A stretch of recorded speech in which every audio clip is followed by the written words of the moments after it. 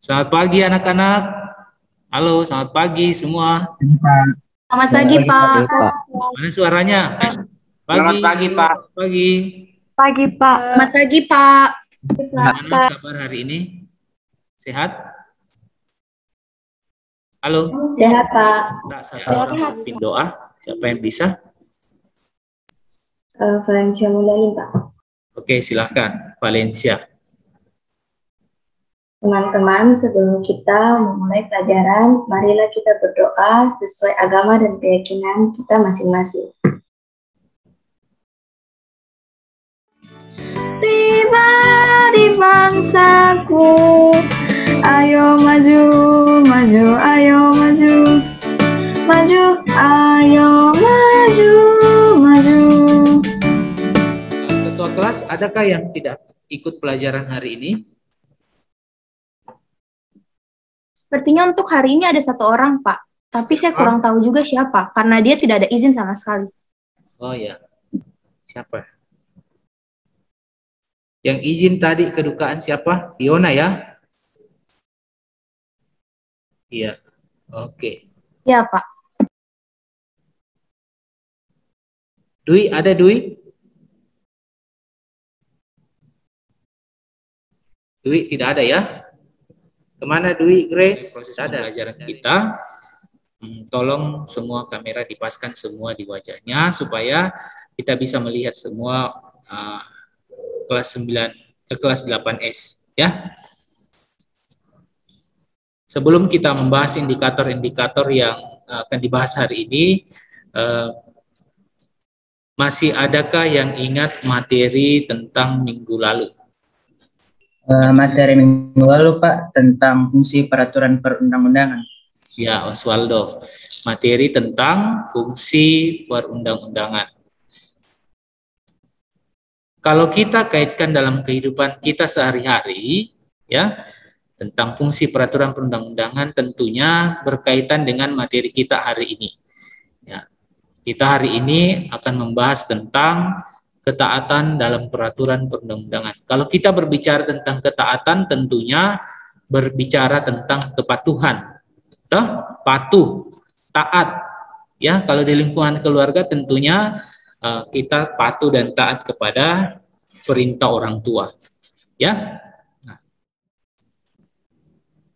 Apakah sudah kelihatan semua? Sudah? Sudah, Pak. Nah, jadi hari ini kita berbicara tentang ketaatan terhadap peraturan perundang-undangan.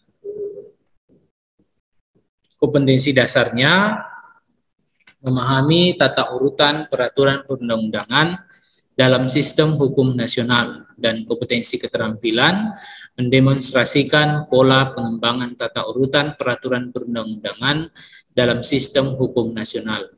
Ya, kemudian indikator kita akan melakukan penilaian observasi tentang bagaimana proses analisis, ya, sesuai dengan judul makna peraturan perundang-undangan dan ilustrasi ini. Coba apa yang terbayang dalam pikiran kalian?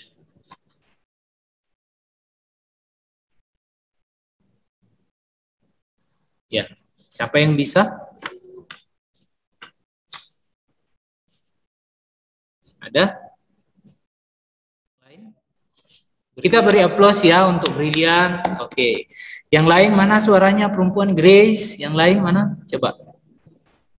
Kalau menurut saya, Pak, pada ilustrasi ini kan terdapat rambu lalu lintas dilarang parkir.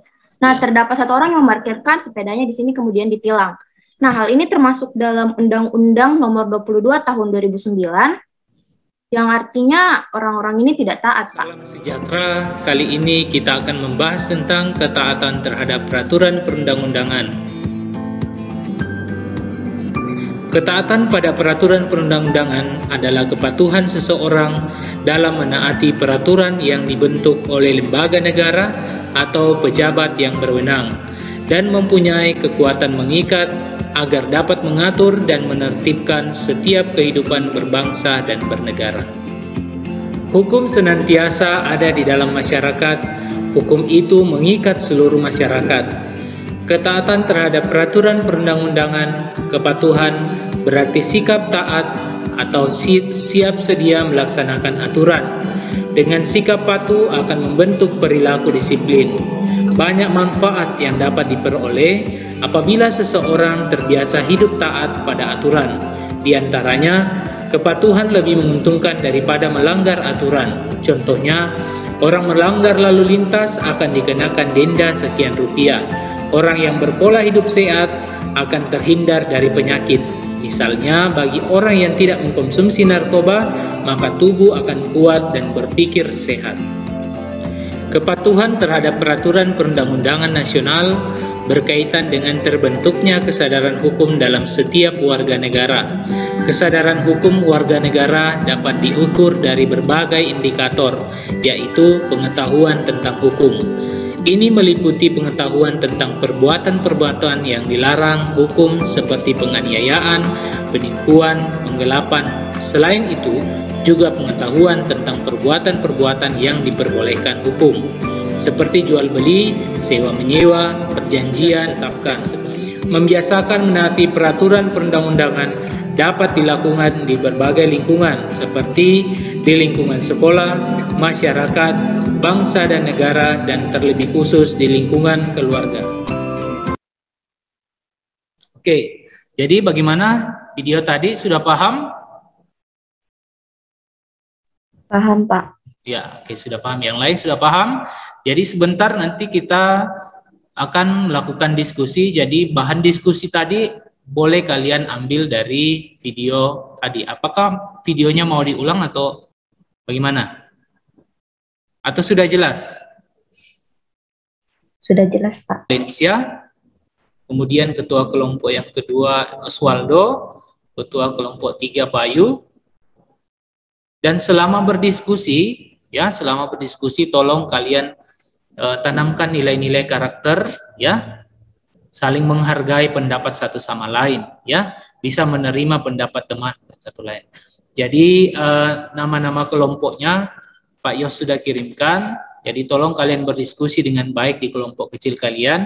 Sebentar ada satu, silakan kalian perhatikan, ya, di lembar kerjanya, ya. Ini gambar pertama untuk kelompok 1 dan ini kelompok 2. Kemudian Terima kasih atas kesempatan yang diberikan. Saya Valencia Mulyalim akan mewakili kelompok 1 untuk presentasi. Tetapi sebelumnya saya akan memperkenalkan anggota-anggota dari kelompok 1. Yang pertama ada saya sendiri, Valencia Mulyalim sebagai ketua kelompok. Yang kedua ada Audrey, yang ketiga ada Fiona, yang keempat ada Fionda, yang kelima ada Queenie, yang keenam ada Grace, yang ketujuh ada Kevin, yang kedelapan ada Airi, yang kesembilan ada Valerie, dan yang terakhir ada Christabel. ya, oke, sudah kelihatan. Ya. Dari hasil pengamatan kami, ini adalah suasana pemilihan dari ketua OSIS. Deskripsi gambar tersebut merupakan pemilihan ketua OSIS di lingkungan sekolah. Tujuan diadakannya pemilihan ini adalah untuk mendapatkan ketua OSIS sesuai pilihan seluruh siswa, serta pembelajaran tentang tata cara pemilihan yang demokratis, langsung, umum, bebas, rahasia, jujur, dan adil. Kaitan gambar tersebut dengan penerapan ketataan terhadap peraturan perundang-undangan. Terima kasih atas kesempatannya. Saya Valencia Swanto dari kelompok 2 ingin bertanya, OSIS kan organisasi antar sekolah. Apa tujuan atau peranan OSIS di sekolah? Ya, saya akan membantu menjawab pertanyaan dari Valencia Fernanda. Seperti yang kita tahu, organisasi merupakan suatu perkumpulan yang memiliki tujuan yang sama. Jadi, OSIS merupakan sebuah organisasi kesiswaan yang isinya para siswa dan juga dipimpin oleh siswa. Nah, tujuan dari OSIS ini adalah untuk mewadahi siswa dan siswi yang mempunyai minat dan bakatnya masing-masing. Contohnya, ada teman kita yang minat di mata pelajaran bahasa Inggris, tetapi kurang minat di bidang olahraga. Pertanyaan yang saya berikan. Terima kasih. Oke, bagus sekali ya. Kita beri aplaus untuk Valencia dan Mulia Alim untuk kelompok 1 ya. Bagaimana, semua sudah jelas? Jelas, Sudah? Pak. Jelas, Pak. Oke, kalau sudah saya minta speaker tepuk tangannya dulu ya untuk kelompok 1. Bagus, boleh ya. Untuk kelompok 1 dan kelompok 2, kelompok 3, terima kasih atas diskusinya kita hari ini. Sebagai penguatan untuk materi diskusi kita hari ini, tentunya kalian tahu bahwa peraturan perundang-undangan itu tentunya mengatur hubungan antar manusia, ya, manusia dengan negara dengan masyarakat lainnya. Kemudian menjaga dan melindungi hak-hak warga negara, ya. Sebagai penutup diskusi kita, adakah yang mau menyimpulkan? Siapa yang bisa menyimpulkan kegiatan diskusi kita hari ini? Saya, Pak, Fienda. Oke, Fienda. Kasih besar-besar suaranya, Nak. Silakan. Kesimpulan pada hari ini, Pak, tentang makna peraturan perundang-undangan, bahwa negara kita merupakan negara hukum, dan dalam sebuah negara hukum ada pengakuan hak asasi manusia, asas legalitas. Nah, ini kalian lihat, seorang anak remaja mengendarai mobil dengan kecepatan tinggi. Anak tersebut menabrak tukang sayur, dan pada saat itu anak ini mencoba melarikan diri, namun warga berhasil menangkapnya. Dan ternyata anak ini merupakan salah seorang anak pejabat negara. Sebagai bahan refleksi kita untuk materi hari ini, ya, mengapa kita harus taat?